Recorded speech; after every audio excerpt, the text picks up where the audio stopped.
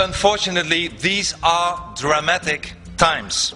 Europe might very well be on its way to destruction. The Europe you know from a tourist point of view, of the Europe you know from the stories of your parents, of friends, of families, is on the verge of collapsing.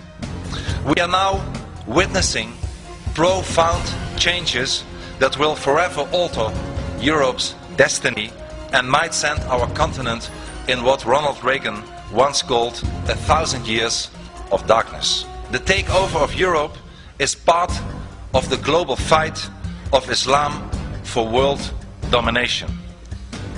Islam is a political ideology. Islam's heart lies at the Quran, and the Quran is a book that calls for hatred, that calls for violence, that calls for murder, that calls for war, that calls for submission. And the Quran asks and orders Muslims to kill non-Muslims. The Quran describes Jews as monkeys and pigs. تعرفي اليهود؟ بتحبيهم؟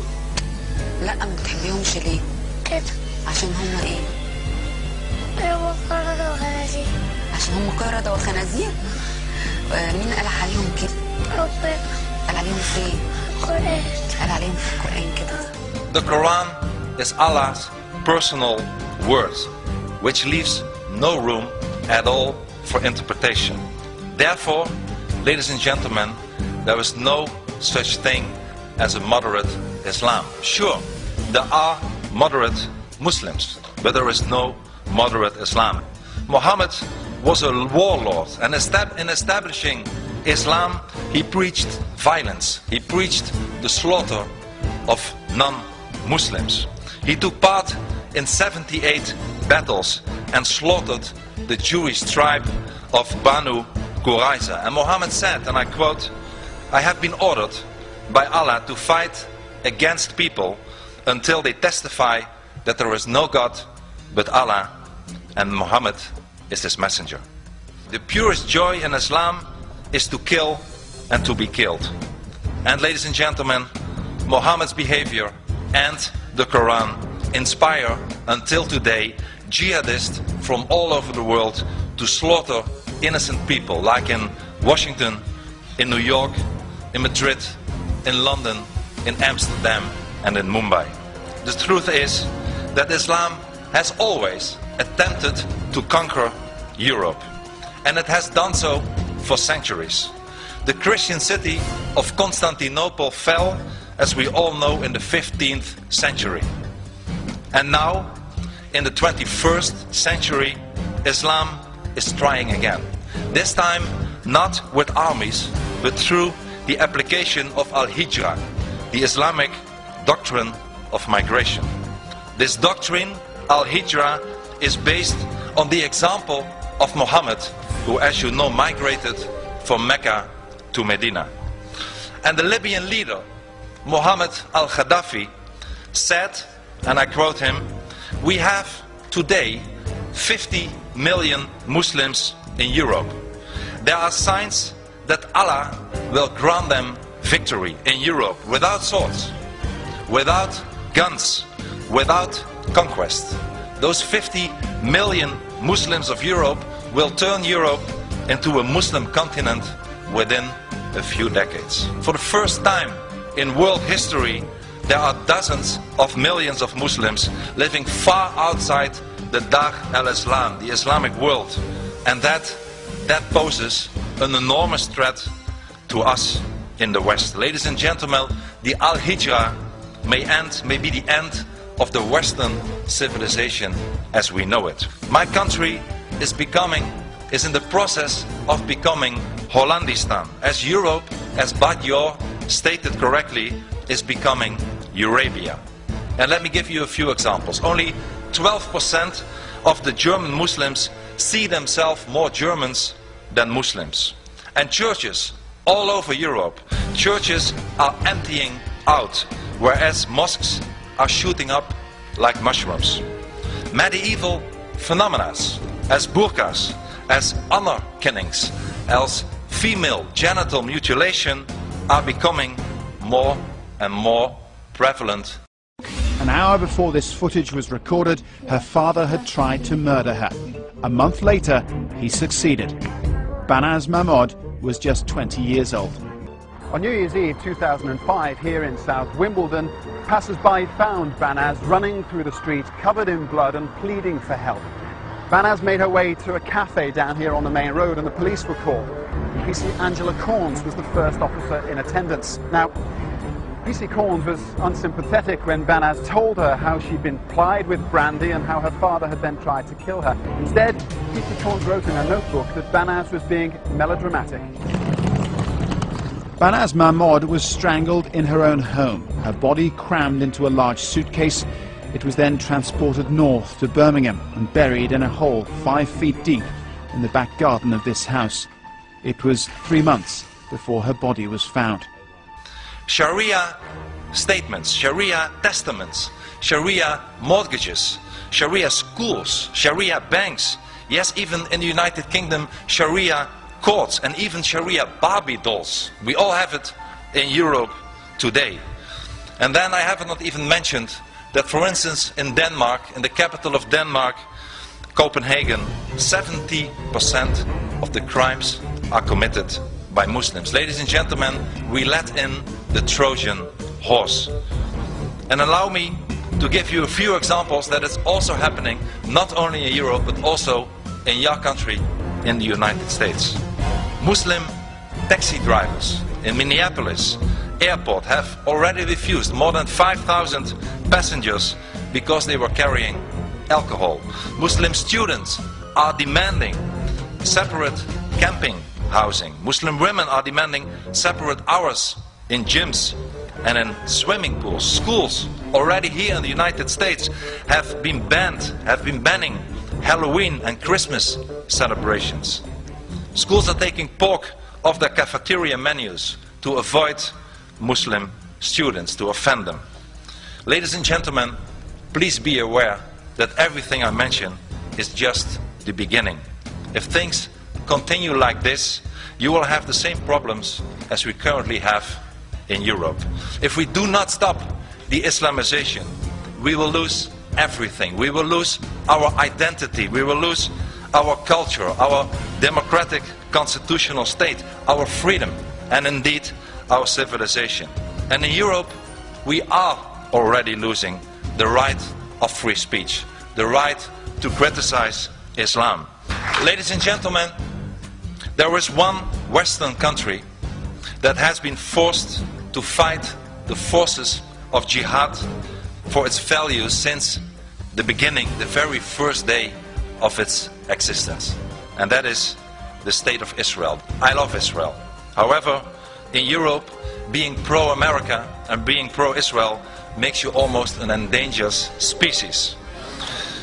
But Israel, ladies and gentlemen, is a beacon of light in an area, the Middle East, that is pitch black everywhere else. Israel is a Western democracy. Very important point I want to make for you. The so-called Middle East conflict is not about land at all. It is not a territorial conflict. It's a conflict about ideologies. It's a battle between Islam and freedom. It's not about some land in Gaza or Judea and Samaria. To Islam, the whole of Israel is occupied territory. They see Jerusalem and Haifa as settlements too. Islam forces Israel to fight. And Israel is not just fighting for itself. Israel is fighting for all of us. We all are Israel. Israel fights for the entire West. Just like those brave American soldiers who landed in Sicily in 1943 and stormed the Normandy beaches in 1944, young Israeli men and women are fighting today for our freedom, for our civilization. The elites that rule our societies, our so-called leaders, have converted to the sick ideology and the sick philosophy a long time ago that all cultures are equal. Government leaders, judges, even some churches, trade unions, university, the media, all of them are blinded by the political correctness and have chosen the side of Islam. Well, let me tell you, ladies and gentlemen, all cultures are not equal. Our culture that is based on Christianity, Judaism and humanism is far better than the Islamic culture.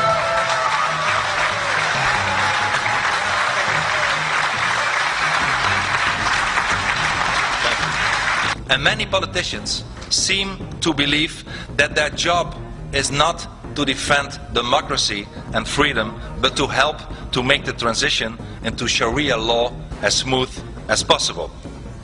Ladies and gentlemen, I am often asked whether I have any answers to the problems and what those might be. Well, let me tell you, I certainly have the answers, even though many people in Europe don't like them, at least from the political elite. Let me tell you and mention a few of them. Things that we have to do to stop the Islamization of the West. The first thing, indeed, is to stop the cultural relativism. I believe we need in all our constitution, we need an article that lays down that we have one dominant culture that is based on Judaism, Christianity and humanism. Second, we have to stop pretending that Islam is a religion. Islam is not a religion. Islam is a totalitarian ideology. Islam wants to rule every aspect of society and every part of any person's life. Therefore, Islam should not be compared with other religions like Christianity or Judaism or Buddhism, but Islam should be compared with other totalitarian ideologies like communism or fascism.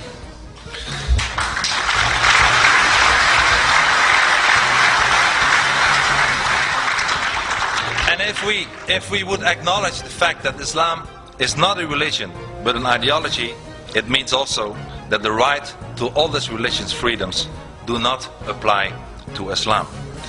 Ladies and gentlemen, a very important thing to do, and I proposed it in the Dutch parliament many times, is to stop the mass immigration from Muslim countries.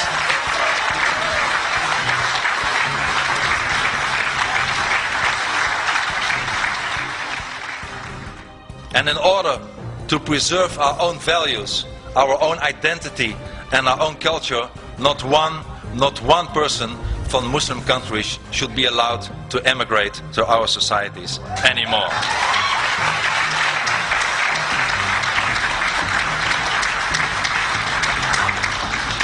Let us also be tough on those people who do not want to integrate. For people who are already in our societies and are from Muslim and Islamic background, let me tell to them that if they adhere to our values, to our constitutions, that they are welcome to stay and they are equal as anybody else, since we have no hate to any person whatsoever. But as soon as they have an idea that they think about Sharia, that they think about jihad, that they commit criminal acts, we tell them, we expel them, we tell them, there is the door, you have to leave our society.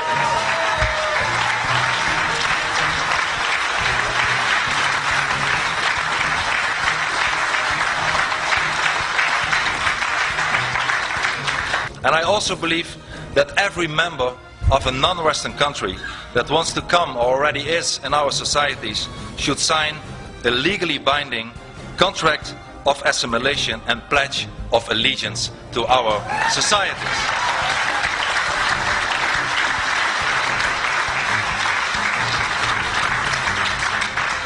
And ladies and gentlemen, we also have to stop the building of new mosques in our societies.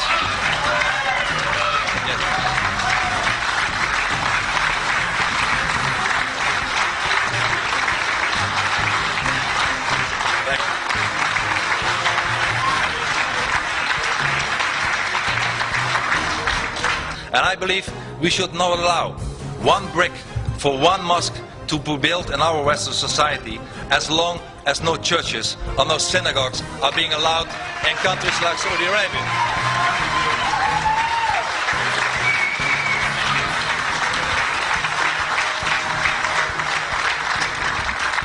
And we also have to close down the worst institution in our societies, at least in Europe, the fascist institution of Islamic schools. Ladies and gentlemen, schools where young children who should assimilate and become full members of our society are being raised with an ideology of hate, with an ideology of terror. We should close down all the Islamic schools.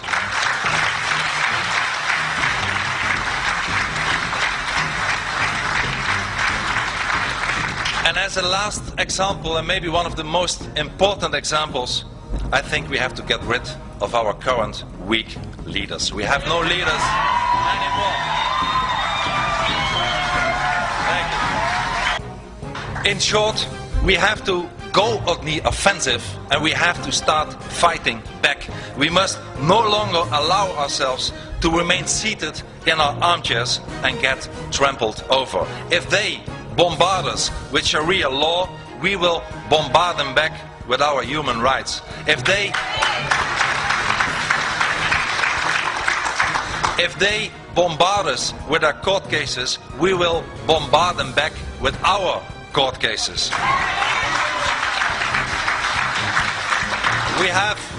We have, ladies and gentlemen, finally we have to start fighting back and show that millions of people all over the world are sick and tired of it all and refuse to take any more. We must make it clear that millions of freedom-loving people are saying enough is enough.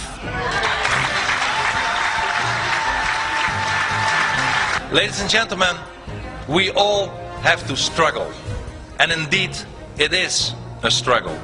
After Fitna has been screened for the first time last year, there were many threats to economical boycotts to my country, the Netherlands.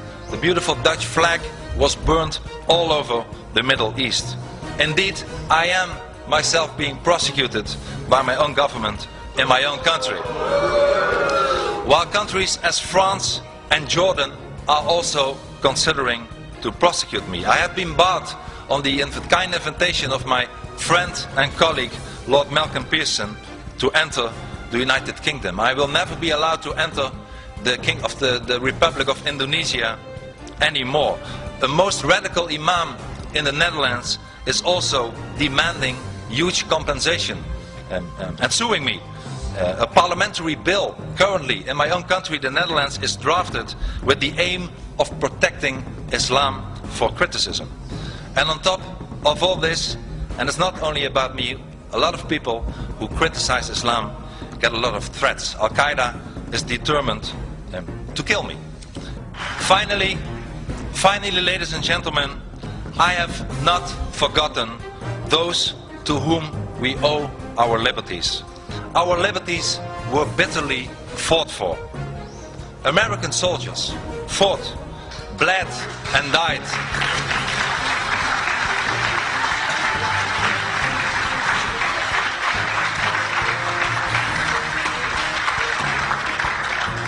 American soldiers fought, bled and died for European freedom. Ladies and gentlemen, American soldiers did not die for an Islamized Europe, they died for a free Europe.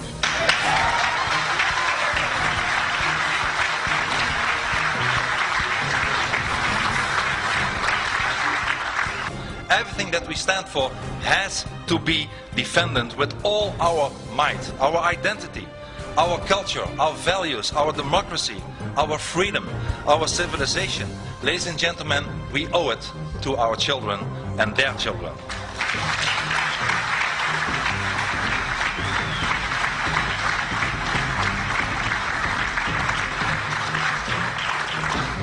We will never give in.